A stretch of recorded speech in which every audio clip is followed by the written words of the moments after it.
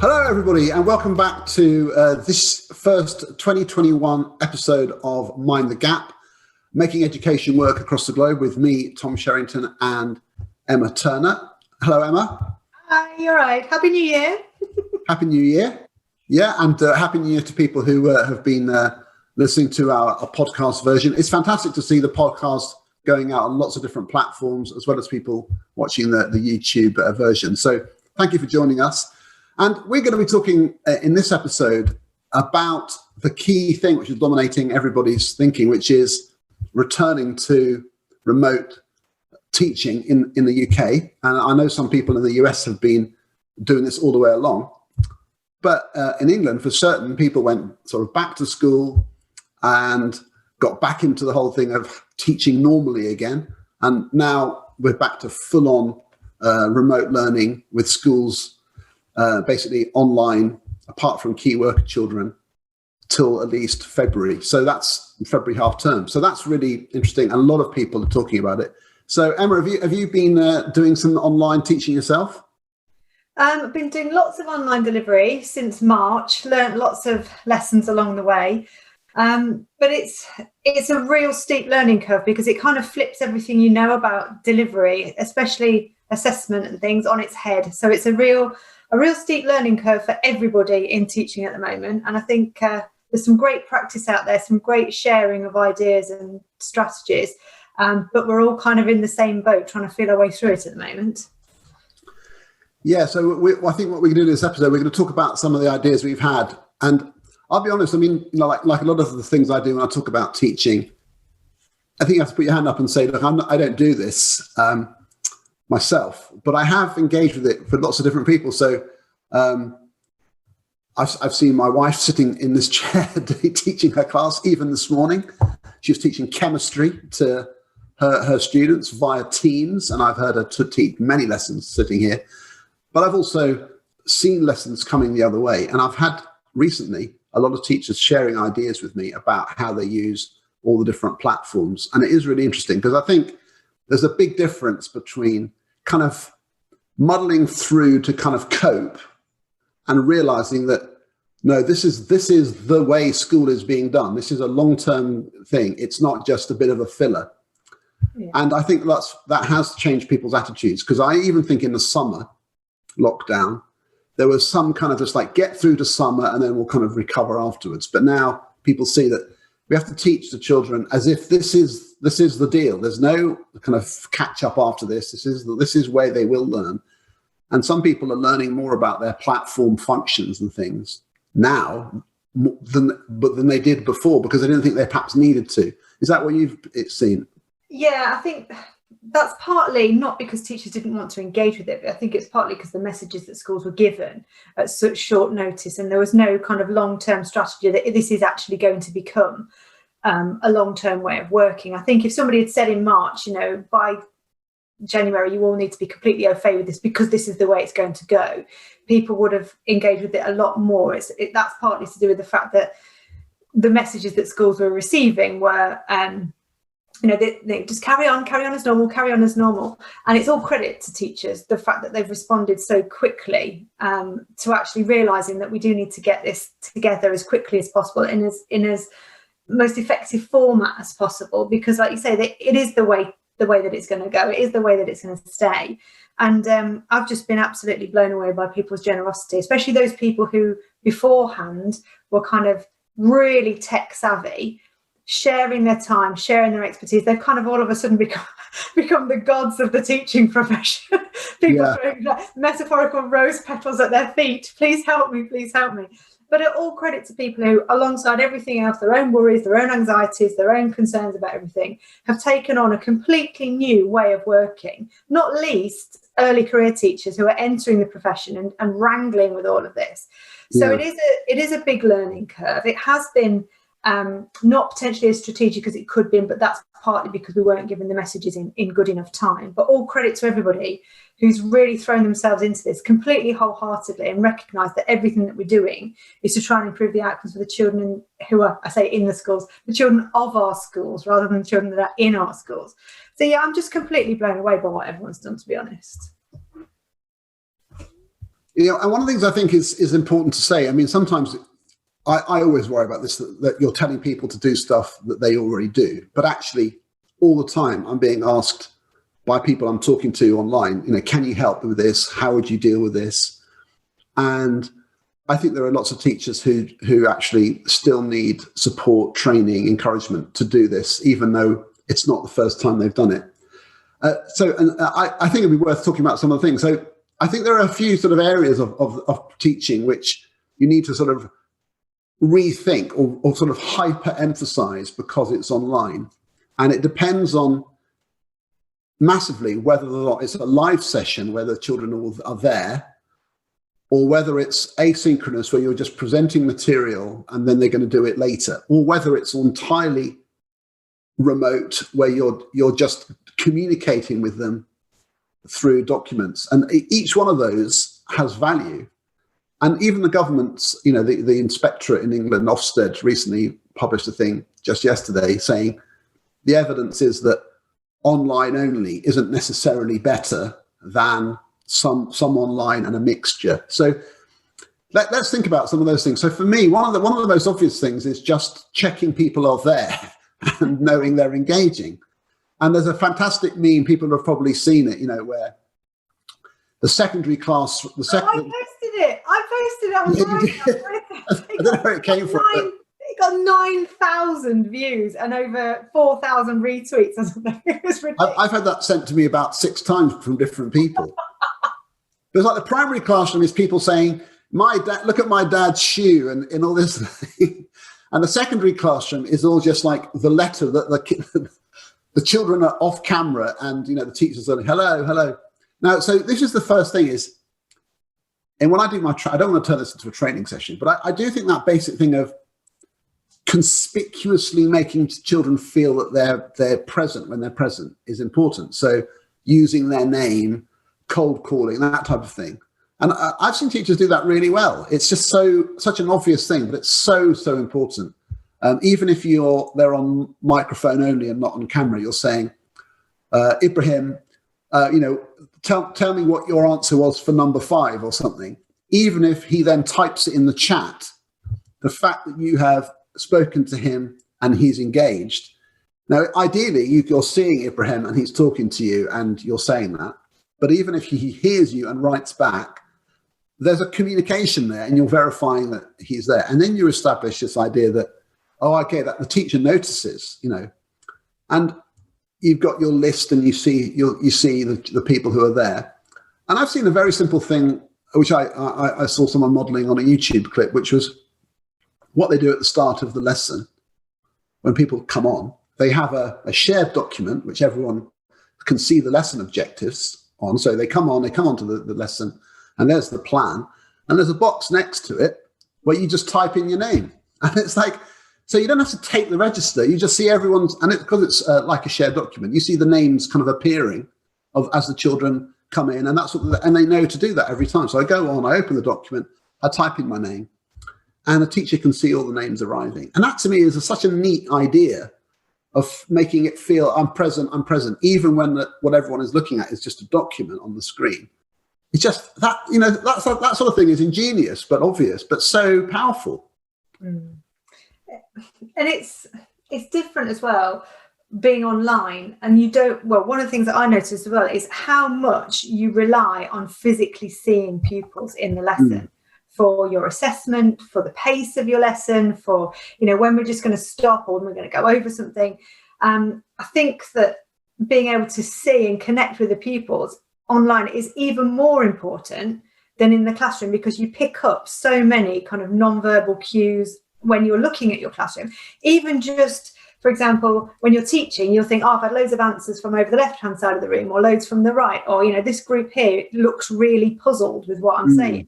You can't see that online. So it's trying to find and develop strategies for ensuring that you're really picking up on those cues, because I've seen loads of people online saying, well, it's all about just scaffolding and doing this, and good teaching is good teaching. Well, it is, but part of good teaching is seeing and picking up on the responses to your children. So actually, it's almost like we don't need to focus as much on the don't focus on the teaching, but we need to be hyper vigilant about the assessment that we're getting back through the screen, rather than worrying so much about what we're presenting through the screen, because we know that we can teach, because we can teach in a classroom. What the barrier that we've got to get over is actually what we're getting back off the children, because that's the bit that's not there, and that's the bit that's missing. That, for me anyway, that's what I've found.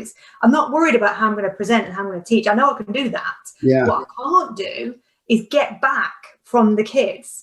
So I can scaffold as much as you like. I can teach as much as you like. I can do step by step that, all of that. I've done it for years. I can do it no problem at all. What I can't do is see into those kids. And it's difficult enough when they're sat in front of you to know what's actually going in and what they're actually thinking. To then not be able to see their faces and to rely solely on a chat bar or a little ABC thing. No, it's hard. Difficult. So difficult. I think it's hard. I mean, yesterday I did a training session for the walkthroughs where I just presented some stuff, and the way I messed it up when I set up my screen. So it was You didn't. You don't mess things up, Mr. Shaw. But it was in I set it up so it was in a full screen mode on my laptop, and because I'd already started, I didn't want to faff about. But because it was in a full screen, I couldn't see myself or anybody else. So I was there presenting my slide, just staring at the little thing at the top, thinking, I have to trust everyone can see me and that this is being recorded, because otherwise I'm just talking at my laptop. But of course, it turned out fine. And when I played it back, people had been able to see me, but I couldn't tell that, and I couldn't see any of them. So it was all a bit odd. You're sort of standing in a room talking at a laptop. Now, of course, that's when you're doing a presentation. But I do think this is the thing I think people need to think hard about when they're preparing, is to sort of almost separate it. So what do I need to tell them stuff, explain some ideas? So I make a video and then just show it or tell them where it is, or access the fantastic tools that are in things like Oak National or on YouTube, all these other great places. So someone else presents the information. So there's the giving the information. But then it's a kind of, okay, so what do the children then do? And of course, some of the kids won't be able to watch you live because their brother's on Zoom with their class. So there's all of that. And so you have to sort of set up tasks which you can check. And this is what I've learned the most about recently. It sounds obvious, but I just think it's brilliant what people have done. And my most favorite example is using shared PowerPoint slides as a notebook. Because you don't even need a platform for that. You don't need like Teams or Google Classroom. You can use it in those, like Google Classroom has slides, and Teams has got OneNote. But even if you don't have those platforms, you can set up a shared slide in, say, Google Slides and emailing it to everyone. And then they all have their own slide in which they can write in. So you set them the task and you say, either name a page for yourself, or they'll find their name already in it because the teachers put them in advance. And then they start, when they're doing their work, they're doing it in the slide. And then the teacher can see everyone's work kind of arriving live. They can just, because it's shared, they can just dip in on each child's page and see what they've written. And it could be just one short question, or it could be a whole bit of writing. And I think that's really clever. And I hadn't thought about that before, because you could do that live during a lesson or offline, like during the week. I've given you use this page to do your answers, and then of course the kids have to type though. That's the thing. There's no handwritten stuff there. Yeah, I mean that's a real issue for primary. I think a lot of these strategies work really well for children who've got secure levels of literacy, or older children. I mean, my children are 10 now. I don't know how old my kids are. 10, 7 and 4. So the youngest in foundation. Yeah. Trying to do remote learning with very young children is a whole different kettle of fish. So how do they do their work? How do they do it? In shifts, because we haven't got 3 spare devices. And the school's brilliant. They've sent a mixture of kind of recorded stuff by their own teacher, links to Oak National stuff that they can do with a parent, stuff that they can do on their own. So there's a real opportunity for them to do stuff as and when. And then with the children submit their work, photographs of their work. They're all completely skilled now in taking the photo and uploading it. And then sometimes the teachers will just type a little comment. This morning I had a beautiful recorded comment from one of the year 6 teachers who'd recorded something for my eldest who'd done some work with her little brother, and she said, I'm going to pass this on to your EYFS teacher, show them, they'll be really pleased, which was really lovely. But the point I wanted to make is with EYFS, I've had to sit with him the entire time he's had to do something. And he's a very bright little boy, but he hasn't got A, the concentration, B, the skills, or C, the understanding of the rules and routines that are associated with learning yet, because he's only just started school and it's been massively disrupted. So in terms of support for children, if you're in a household where you've got very young children, all these whizzy bang tricks and tips and stuff, actually as a parent, as a consumer of it, you're a bit like, doesn't really work. I still need to sit with them. They still need that adult support. So I was. How much work do you photograph then to submit? I mean, that's one of the things I'm interested in. So what do you take pictures of? Oh, so my middle one had to take a photo of this phonics investigation that she'd done, and she literally holds it up to the camera, presses click, and then they can see that. My eldest ones had to sort of make presentations, electronic presentations, and send them in, or write a piece of work, or complete a maths piece. They sent home, I haven't got it actually, they sent home an exercise book. Here we go. They sent home an exercise book with the children at the beginning of term with all their logins and everything, and they complete their work, and then they just have to take a photograph of it and upload it.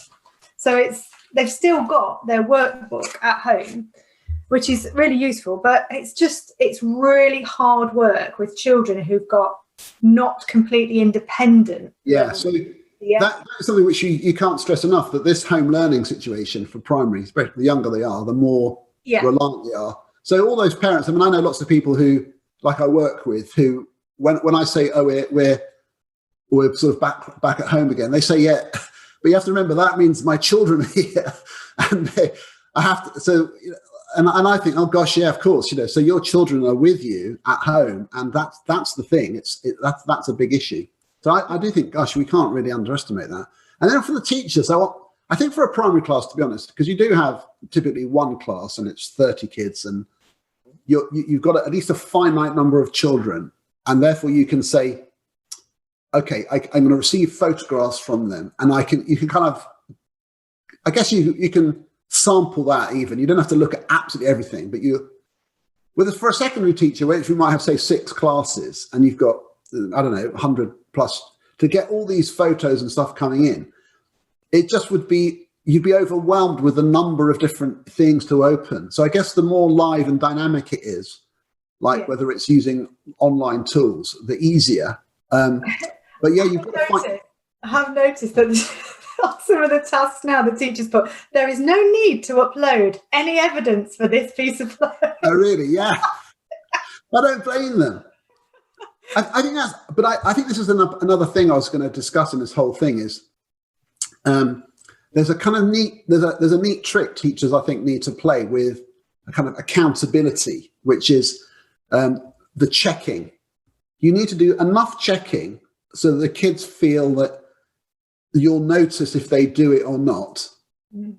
So that when they're working at home, they think, I've got to finish this and I've got to finish that. So a simple thing like by the end of this fortnight, here's a list of all the things you should have finished. Have you done them? And so you can tick them off. That to me as a parent or a teacher would be really helpful, to know I've sent a list and have you done all these things? I can tell your secondary time, a fortnight's a very long time. Of course it is. And you might be setting essays, questions. And the other thing is, if you've got lots of classes, you can't check all of them every week. So it's going to be difficult if you had to check off, 30 kids times 6 activities, it would just become. So you set it at a certain frequency but you don't have to literally check every detail of all of that work. It's just making sure the students feel like I need to have done this because the teacher has said so, and do enough checking so they you think, oh, actually, they do notice if I don't turn up, or they do notice if I haven't submitted anything. And the whole thing about maintaining that relationship as well. I mean, my children's schools are brilliant. They've sent home Oak National stuff. They've sent home recorded bits from their own teachers. But I tell you what, and I tweeted about it yesterday, was my middle one. She did a load of Oak National stuff. She did a load of other bit response. And then she clicked on this link, and there was her teacher teaching phonics. And I'm not kidding you, she jumped off the chair and went, Mummy, look, it's Mrs. So-and-so, it's Mrs. So-and-so. Look. She was so unbelievably excited to see her teacher there. And I do think as well, especially for primary, that they need that connection to their class teacher, because it's such. So was that a video that they'd made? Yeah, pre-prepared video. So she could watch it any time. Yeah, watch it anytime. It was just 10 minutes of her phonics lesson, but she was, honestly, she literally jumped off the chair with excitement just to see her teacher's face. And if you're talking about motivation and attention and engagement for primary children, it's so important that they maintain that connection to their sole class teacher, because they're such an important person in their lives. And I see it every day. Their faces just light up when they see their own teacher. That's not to say to put pressure on class teachers to produce full content, but just to kind of be mindful of the fact that the relationship aspect is so important for motivation, for attention, for basically for encouraging the children to keep on working. And then I saw a tweet this morning from a head teacher in our trust that are working. Was it last night? Yeah, last night. He said he'd made one of his teachers so angry she'd thrown a pen on the floor. And he went on to say that was because he'd walked into her classroom when she was trying to film some pre-recorded content. And it made me laugh at the time. And then I thought about it, reflected on it. I thought, do you know what? In a normal lesson, you wouldn't freak out if, like, the flip chart paper fell down or somebody walked in, or the pen didn't work. You'd go, oh, for goodness sake. I do think as teachers, we're putting a massive amount of pressure on ourselves to produce kind of Spielberg-esque quality pieces of work, rather than a real representation of, I've dropped the pen, I've done this. I think so, yeah. In fact, the more human it is, and I'm just doing this, the more that you feel like you're just talking to the class, the probably the better it is, I think. You're right. I mean, some people, a bit extra on it, but I think, I've seen lots of people saying this, like a simple thing like self-recording on Zoom, where you show your slides, and, or you can just be on camera. You just press record, and there you are, and then it's a nice simple file size, and bosh, it goes up and whatever. I think that's really good. Yeah. I think one of the things, though, I think with, say, secondary, because what can happen is the opposite, where you've got like nobody is their main teacher, and their form tutor doesn't teach them their subject, say. Yeah. So who is the person? And you can have some children. Let's face it. This is what we talk about a lot here. Is imagine the child who's got as you've described, in multiple siblings. So just the simple practicalities. We can't all be online at once. Yeah. So we have to have asynchronous learning. So I can't watch the teacher live. That doesn't really work so well. So I don't do any of that. I've got all my resources off the system. I'm doing my work. But I have to rely on that happening. And it's all non-verbal. It's all just week 1, week 2, week 3, week 4. It's like that contact is drifting and drifting. And there are children there who are who's just like moving away. So what they've done at my wife's school, I think they've planned this thing. They've only just decided to do this, so I don't know if it's happened yet. But to have it's almost like a fire break in the every 10 days, every 2 weeks, 1 day is a break from any online delivery. Yeah. And so that the students have a day where they just have to do independent work, and the teachers can then kind of mop up stuff like just getting ready for the next cycle of days, planning, but also making the odd call to the kids who they're thinking, where are you? Yeah. And where have you been? Because you haven't. And I think that type of giving the teachers the time to do that, the planning and the contact, whereas the rest of the time they're kind of on supervising and doing more. It's really, really a good idea. Because there's been some schools where they've insisted that all the content is live, or if it's not live, then it's a live equivalent in terms of recorded delivery, like 6 hours of recorded delivery a day. And I just think that's completely unsustainable for teachers and unrealistic for children as well, because I was thinking about just the normal day for a child, even a secondary child, you get up, you walk, you move around the school, you walk to the lunch hall. And for younger children, there's so much extra sort of playtime and break times and running around. We mustn't throw the baby out with the bathwater in terms of what's best for child development as well. No child development specialist would say the best thing for a child to do is to sit in front of a screen for 6 hours solid. So no, in exactly. in the rush to kind of move our entire school day online, we kind of got to recognise that a lot of our school day isn't bums on seats looking at a teacher. A lot of it is, running around, playing, interacting, going to assembly, walking around, transitioning around the building. Exactly. even in a lesson, we talk about this a lot, which is a funny thing, which is that when they're having conversations, like pastoral conversations about certain students at school, which I hear, when the Zoom chats are going on, and I've heard these, they're talking about certain students who are hard to engage. And they say, yeah, but you have to remember that when they're at school, it's not like when they're in lessons, they're not like, present mentally all that time either. So for them to be present for an hour and then another hour and then another hour on screen is going to kill them, because that's not their normal life. Their normal life is much shorter bits of focus and then another one. That's a normal school day for kids. They switch on and off naturally as adults would. Actually, if you've ever spent 5 days following a child 5 hours following a child in the school, it's absolutely exhausting. Yeah, and this is why. Oh my God, how do they cope? I don't know where this arbitrary 3 or 4 hours came from that we've got to provide for children now. But I was trying to work it out the other day about how much actual kind of teaching time would a child get normally during a day. And it's not a massive amount in terms of the teacher actually delivering stuff. So there's no wonder people are finding it a struggle to suddenly fill 3, 4, 5, 6 hours of delivered content, because we don't normally do that. You don't deliver for 5 or 6 hours. In a lesson, especially in primary, you might have the equivalent of you delivering for sort of 10 or 20 minutes and then a little bit of group work here and there. But for a lot of the lesson, the children just getting on with stuff. But I do think even in a situation, and I know people who see this happening in a situation where they, to be honest with you, if people, in some independent schools, for example, where they've been able to make the default assumption that every single child has their own laptop. Yeah. So right back to March, they switched to full online learning and have all along. And they almost follow a normal school timetable every day because they can, and every child is there. In those lessons, the teacher isn't on the whole time.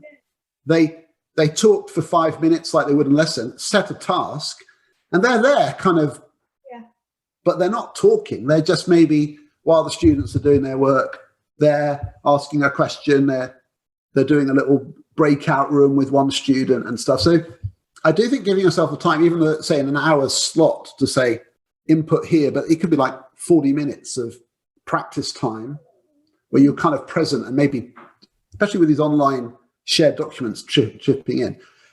So people have got to be kind to themselves. Yeah. But I tell you, one of the things I think is really, really key in terms of the curriculum side of it is, as a parent, I'm thinking this just anyway with normal school, is knowing what they're supposed to have done. Like when you're checking the kids' homework, what are you supposed to have done? Well, there's a list. It's like, I can't hear what the teacher said, but I've got the list, and the list says this is what they should have done. So I can say to my son or daughter, have you done this? That's what it says. And that type of checklist of stuff you should have done is so more important than ever. And I know that sounds so obvious to say it, but I think keep focusing on that, because it might be done live or on your own time. But as long as you've finished everything you're supposed to, you can super flex it, can't you? You know more about the flex, Tom. But my kids, every day, they get a timetable sent through. And it's the same. Every day? Well, no, the timetable for the week is attached to the top of the day's things. So we can see roughly what we should have covered every day, but also what's coming up. And it's like yesterday, my youngest had just had enough of there were 3 5-minute phonics things that he had to do throughout the day. Just didn't want to do the third one. He was just not in the mood.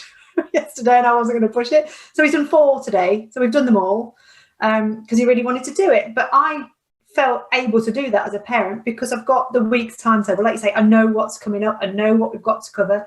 And then they've been very savvy, and they've put things like, if your child finishes all of this and you want some more stuff to do, here's a little project that you might want to do. So they've kind of neatly sidestepped that bit about, there's a crew of parents who are saying there's far too much, and then there's another crew of parents saying, oh, there's not enough content. So they very neatly got around that by saying, if you've done all of this, there's also all of this you could do as well. So knock yourselves out. Yeah, it's one of the things I made for people because even people sometimes assume I teach at all levels, and so I have to sometimes make stuff up as if I was teaching. And one of the things I made last term was in the summer was a thing I call it the Universal Project Guide, and a lot of people have downloaded it, so they obviously find it useful. So basically, you made it up. I love it. It's basically a side of A4, which basically says, if you're going to do a project, this is what it should be like. And it gives guidance about so a project is like a question, something like, what was it like in Mesopotamia or something like that. So you then have to answer that question. So you have to find out about Mesopotamia, and then you have to create a kind of scrapbook of images and stuff. And then you have to present a kind of report on that. And then you have to make a quiz so that you quiz your parents on whether they've learned stuff from your project. And it's like, but all of that, is actually quite engaging. And I some of the things that my kids talk about from when they were at primary school are still those extended things that they made. So I think there is scope with this online learning world to do individual projects, provided there is a structure, which is kind of what I was trying to do there, alongside the curriculum coverage aspect. And it's also access to resources, not only practical or physical resources, but actually being able to get out and visit places, do things, see things that might support that project learning, which is a little bit hindered at the moment. But my children just like to root around in the recycling bin and find things to do their projects with. They made a football pitch the other day, complete with floodlights and this, that, and the other. Right. What's your view about the feedback? Because one of the things that sometimes teachers have asked me about or struggle with is okay, we've set the work, we've told the kids what to do, they're doing it, I can check they're doing it, but how do I then tell them to do it better and give feedback? That in itself. So the various people on my survey last week were suggesting things like, well, there are lots of good ideas.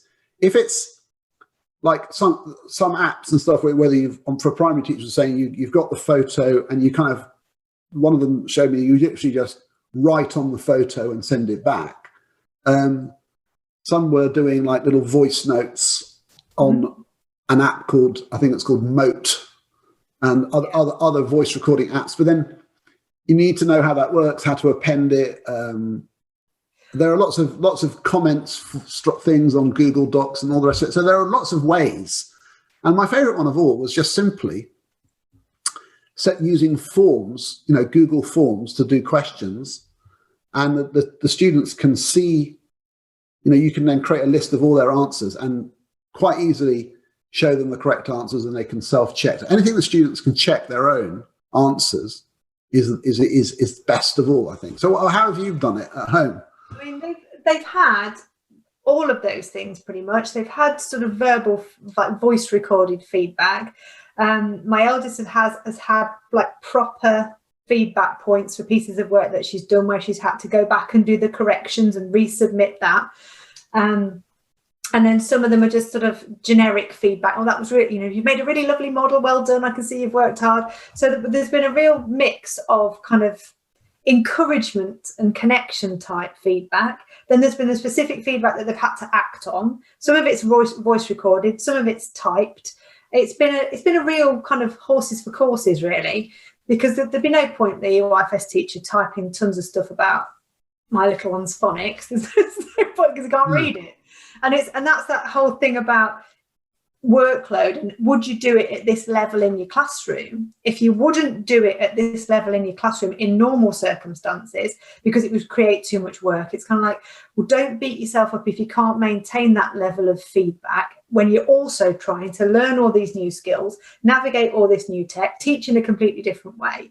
And actually, is it helpful? Because like with any feedback mechanism, unless it's going to actually improve either the children's kind of attention or engagement or likelihood to kind of interact with you, or it's actually going to move their learning forward, there's no point doing it. No, I agree. In fact, for me, I mean, my instinct would be, and same as other people I've spoken to as a science teacher, is I teach them loads of stuff, and we interact, and I set them work. But really, the only time I know if they know it is when I set them a test, because then they have to do it on their own. Mm. So I think that type of rhythm of, we teach, and then on this day or that day, there'll be a kind of a formative test. And it could be a simple, quick, like 10-minute thing, or it could be half an hour. But whatever it is, it's those tests which will tell you whether it's going well. And I think if you have them built in throughout the online learning period, then everyone knows kind of how it's going. That in itself, though, Tom, doesn't that throw up a completely different dimension? Because obviously when you do a test in a class, you can control what they have access to. When you're testing somebody at home, they can have anything in front of them to help support their answer. So it kind of questions the validity of the score or the outcome, I guess. It does. But you have to remember the situation. So you're saying to the kids, and the parents, try to do the test as honestly as you can. Then I'll know how well you're doing. And I'm 15. I'm going to go. To be honest with you, if they cheat or whatever, then what can you do? But my experience of this stuff is that even when you're not 100% sure on the reliability, you still get enough of a sense that they're still not perfect answers, they're still getting some stuff wrong. So you've got enough material to reteach. Yeah. Of course, it's not how you would set up sort of public exam, but it isn't that, is it? You just have to say, honestly, do your best. And then there are some things you can do live. So I think overcooking that is hard.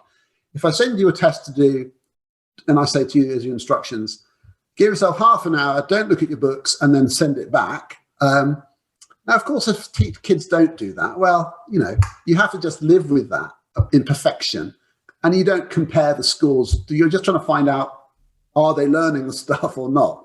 And of course, you can verify with, in any lesson. So all these things are hard. I think we could talk about this for ages, but it's amazing. I want to say, if we sort of come to a close here, I want to just point to the book at the back there. So Doug Lemov, who is one of our next guests. I mean, we are massively excited about this. We are soon going to be meeting the total legend, Doug Lemov. And I don't know if it's fair to you to say, what does he say in the book? But does he talk about some of the stuff we've just been discussing? Yeah, very much about feedback, very much about checking. The big thing that I took from the book was about dissolving the screen. The whole point about online delivery is that you're trying to get rid of the barrier of the screen as much as you possibly can to replicate the natural rhythm and the natural delivery that you would have in the classroom. And what's really nice about the book is that he's got loads of clips to videos of people actually doing what he says. So he's kind of dissolved the page really and brought it to life, because you can follow the video clip. He'll explain something, then you watch the video of it actually happening in real time with a real teacher in a real setting. So I absolutely loved it, because it was incredibly comforting to know that a lot of what we're doing is actually, I wouldn't say the right thing, but is the effective thing that we're doing.